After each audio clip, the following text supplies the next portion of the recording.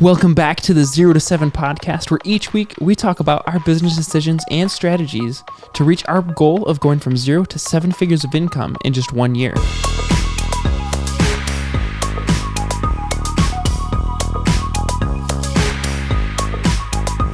You did pretty good at that for me in the whole. I look over and he's still just, you're getting really into it there. No. You did a good one that time, so I had to go with it. 0 to 7 podcast. You've had too much caffeine today. Oh, I've had a lot today. Let's talk about staffing shortages. What's the staffing shortage? People are talking about how there's just such there's no one's applying for jobs. I actually just saw in a group, in a cleaning company group, that was like, where are you guys finding applications? Like, where are you posting? And I I'm saw like, that too. They're like, oh, we're kind of posting it on Indeed. And they're like, we haven't gotten anybody on Indeed. We got 96 applicants for one job in 1 day. Yeah, in less than 24 hours. I don't know where these people are getting these things from. So what would you say? What would you say where's our success in finding people? I don't know. We're probably just not paying a minimum wage. That's a good start. We're paying them above average and giving them benefits. So. Oh yeah, that's true. We do have all of our benefits. Yeah, kind of like getting started. That's going for them. But I think they're just paying a minimum wage or something. Yeah. That's the only thing I think of. Because how do we get 96 applicants in 24 hours? It means there's a lot of people that really want to work with us. I just don't get it. We're doing something right. I just don't get it. That and I just don't get it. We have so many applicants, I can't even look through them all. Well, we're definitely going to help us reach our staffing goals for this year. That's the easy part. I looked at it the other day, and there's 800 of them waiting to look at. It's crazy. Yeah, when we first started out, you had someone kind of like take a rip on us saying that, oh, that's a terrible idea. Yeah, you won't be able to ever find anybody for staffing, and you'll never be able to do this. We can't get through the applications fast enough. Yeah, there's so many people. That's a good problem to have, because that means we can pretty much market to a wide area and just hire people and just get more. Yep. Really, it's just more people, more income, more houses, more. Yeah. So more. We do have a record this week, Dean. We have a record. You might not know yet. We have. I don't know if you look at the schedule for tomorrow. Well, guys, we're recording this on Thursday. Not normal. Oh yeah, we had to record this a day early, but we're recording a day early. But anyways, tomorrow, which is Friday, the day that this podcast comes out. Yeah, it's the day the podcast comes out. We have 10 cleans in 1 day. 10 cleans in 1 day. Lot. That's 10 people out there. Whew. Trying to look at our thing up, our sign up there to see if what. I don't think it's not. Yeah, I can't read that. I can't see that far. Can't remember now. But anyways, that's the most we've had in 1 day. That's good. Which I remember when we were building Windows Still, how long it took us to get 10 shoots in 1 day. We were so pumped. We hit double digits. And now we're getting really close to triple. Now we got 10 of them. We got 10 cleans in 1 day. So in 17 weeks. Yep. So that's looking pretty good. But anyways. What else we got, Dean? We're officially calling the end of the staffing shortage, with the caveat of as long as you pay people the right amount. Well, as long as we pay them the right amount, we can get 10 cleans a day. There we go. So I had an interesting phone call with Yelp this week. You weren't there, but basically they called in and they're like, hey, so we noticed some problems with your Yelp account. And I was like, what do you mean? Like, we've spent so many weeks like setting this up with this one guy, and I loved working with him. It was great. But he was like, yeah, there's a lot of stuff on here that's not helping you out. It's not doing great. So we kind of took a deep dive into some of the rates. He's looking at, I guess they have access to a lot more back-end info and data that we don't have access to, which I was like, hey, can you screenshot that for me once a week? And then he was like, yeah, it would take me like 4 hours to export it. And I'm like, I just want a screenshot. But I get it. I get it. Marketing gave you that line to say whenever people ask. Every day? Every week. So basically we've moved up in, now we're working with more of kind of like the regional marketing chiefs, I don't know, chiefs, captains, big wigs, slightly larger wigs. I don't know what exactly is going on with it, but basically we're going in, we're going to do some more deep dive into our keywords and doing all of that kind of stuff. And I'm excited to see how that changes. But basically the gist of what he was saying was you don't want to just spend a set amount. Like that's a strategy that works more for like restaurants that are constantly competing. And he said, because he works with mainly cleaning companies, and so he wants to have us do more like push times. Like basically turn the ad on, turn the ad off during certain times. And like still the expenditure is about the same for the whole month, but going crazy during certain times of the month. And so I'm really excited to see how that works and what it does. Well, all I know is my phone just keeps going off. I remember how many of them I got today. Well, we got 10 cleans, so something's working, right? Yep.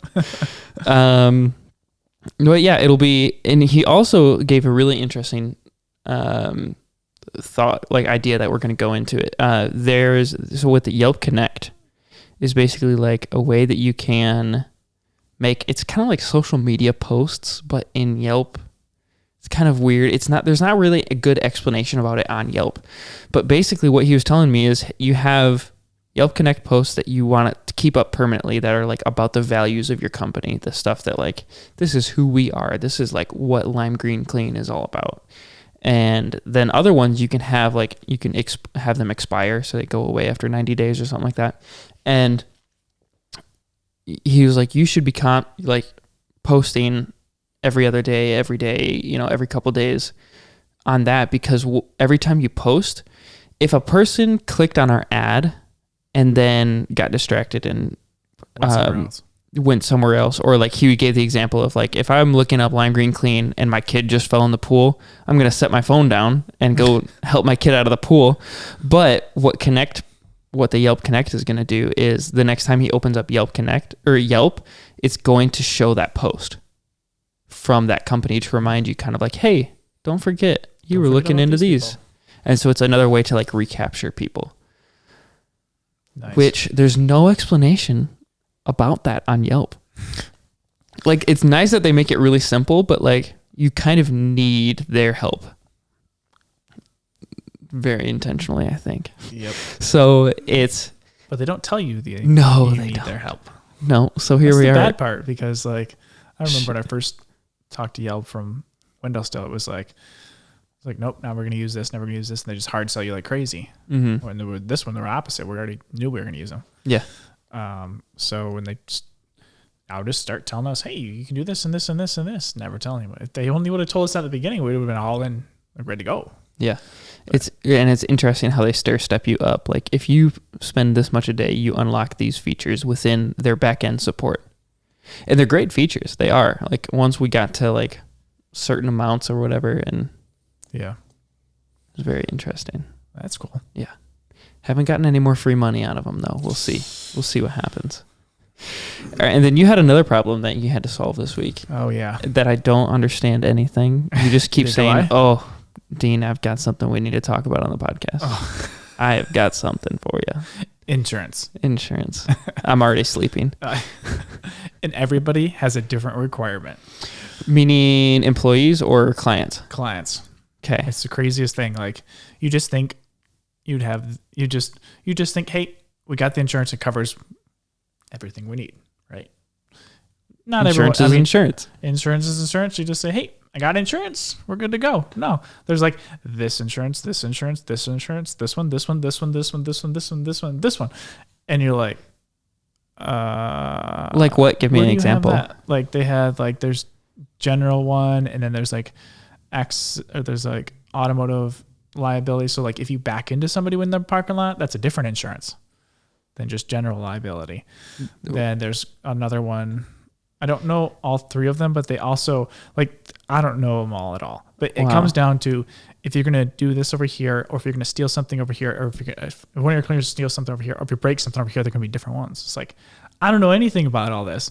And I thought the company we were using was like the number one company to use. If So while you're cleaning, you accidentally uncover an Egyptian sarcophagus, it's under then- this one over here, and you didn't get that one. you're so, insured. Yeah, but yeah. So, anyways, every commercial cleaning has a completely different requirement. So it seems like every single time we get a new contract for cleaning or something like that, we have to go to the insurance company to say, hey, can you add these on? And then we get to the next one. So you get to know your insurance agent really well. Yeah. And then they go, oh, can you add this one on? Because it just keeps adding on more and more and more things, which it's just crazy. So it's like, I thought it was just like, boom, this is it. We got it. We're good to go. Nope. And he just keeps adding them on. Because we had 3 of them in like, I think it was 3 of them in like 48 hours. There was one of them. 3 requests. And it was like, one of them was like, oh, we meet all that. Next one was like, oh, you don't meet that because you need this exact thing right here. And we go on there like, oh yeah, we don't actually offer that high. Well, how in the world is a cleaning company going to do anything like that? But anyways, then they want the next thing and the next thing. So it was like, it just kept adding up. But like the one that I didn't even know anything about was like the automotive liability if you back into somebody's while you're in their parking lot. Even if it's personal cars, Yes. personal vehicles, really. Yeah. So they wouldn't even really let us quote them Wow. until we had all those So things. you had that. So, but we did end up having to I wonder what bad experience they had. and then they're like, here's your alternative if you don't have this much, here's your alternative for this. It's like, wow, something must have happened or something happened to get this crazy things here. But anyways, I don't know anything about it. I have we had to switch completely insurance companies to a complete new company to make sure we could cover every single thing, which then took more than by the time they get all the quotes and everything like that. We ended up having to cancel 4 cleanings because it wouldn't have been, by the time we got all the specific requirements they wanted, it wasn't going to be done within the time frame they needed. Mm-hmm. So we had to, they canceled them for this week, and they're going to have, And they're starting. we're going to start their next ones next week. So we missed out on the 4 there, but it's crazy. Didn't know anything about it. And it was just like, How does that worth doing anything with? How does that now? When you quote those clients that need those very specific insurance requirements, do you wrap that up at all into their costs? No, we don't Into the even know prices? anything about it. Wow. You don't know anything about it until afterwards. Like this one, we sent them the quote and they're like, oh, we got to make sure you can do all these things first. Mm-hmm. It's like, oh, okay. Cause it was like, I don't want to say all the technical names cause I don't know them very well. Right. But I think it's like, there's like how they worded it to me was like one of the things like, hey, it's like you get $1 million for the whole year for your company. But they wanted $1 million for every single project you do. Incident. So if you do like 300 projects, they need 300 million in liabilities. So, Wow. so they need $1 million per project. And it was like, holy smokes, like that's going to go way up. Yeah. So it's going to be like 300 times your X of price. It's like, that doesn't make sense. Wow. Like, obviously the quote wouldn't be that high, but this is crazy. Like who in the world would, I don't even know what the quote would be for it. Someone's probably listening now going, no, it's this. I'm like, but I don't know technical names or anything like that. But that's what I understood. That's how, holy smokes. how the lay people understand. I was like, holy smokes, you have to have it for every single person. But anyways, that was kind of the madness for this week. But we got our insurance guys getting it all figured out and getting us all switched over to a new company. And we actually, overall, it worked out better because when I talked to him about it, we actually were able to combine different things to actually get better results out of it. Okay. So overall, turned out pretty good, but actually we went through that process. But hey, what do I always say? You get new problems means you're moving in the right direction. Yeah. All right. Well, and that just leaves us to talk about our number this week. What are we at? We're just shy of 38, like a couple dollars. Yep. Shy of 38,000. And I still not a single commercial client has paid. Luckily for our residential ones, they're working out for us. Yeah. So, well, I will say, like, to have almost 40K in just residential, in this amount of time. I feel like there's a lot of businesses that don't reach that in the first few years as far as in yearly income. Yep. So I think we're doing something right. Yeah. Like when it comes to that, we're just, the only thing we're not doing right is we're still not getting paid. Yep. I'm just waiting for the day that I can say that there's way more numbers than So they all come in at once. Yeah. We need like 6 months to come in all at once. Yeah. As long as we can pay everybody, we're good. Here, we'll give you a 5% discount if you pay up front. Yeah. All of a sudden at once, it just all pay and we're like, whew. And we can show you guys. But what else we got? That's it. That's all we got. Oh, we got what's our recurring number? Still at 72. Still at 72%. I don't foresee that going much higher just because of the fickle nature of residential cleaning. I don't see that going too high. So, well, still, it's higher than what we expected. It is. We just threw that 70% out there too, and we made that up. 72. So, hey, we won't complain there. No. So, no, that works but out good. That's all the time we have for this week. If you enjoyed the podcast, please make sure you're following us or subscribing on whatever platform you're watching or listening to this. And if you really like this podcast, go ahead and leave us a 5-star review. We really appreciate it. And we hope to see you next week for week 18 of the 0 to 7 podcast.